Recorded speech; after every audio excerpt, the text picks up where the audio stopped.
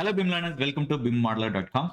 In this video tutorial is a continuation of the previous series 100 Days Challenge, learning one tool a day.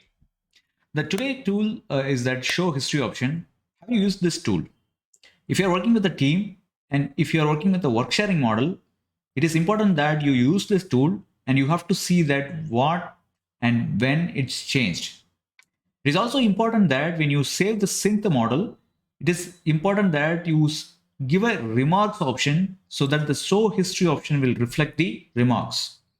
When it have a standalone file, and I'm going with the standalone the same file, you'll be able to see that what are the dates that I have created. I have saved it each time. When you sync a model, you'll have an option to fill the details, what data are updated, and the data will be reflecting on the commands. This is very much useful when we are wanted to go back. The restore backup, when you wanted to use it, these options will be very much useful.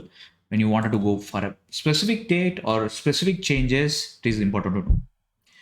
If you are the first time that you are seeing this, give a like and share it with your learning friends. Also, if you need the restore backup option and the publish setting, do let me know in the comment. I will be able to create a video for you as separate.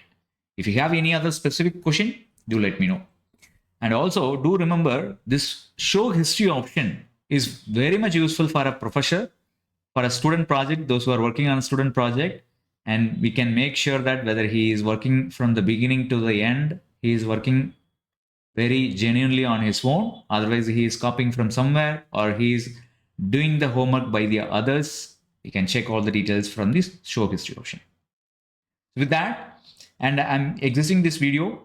And if you wanted to delete a video, delete a history on this entry, do let me know. I have another video also in my channel. I will refer you that. With that, see you. Take care. Bye-bye.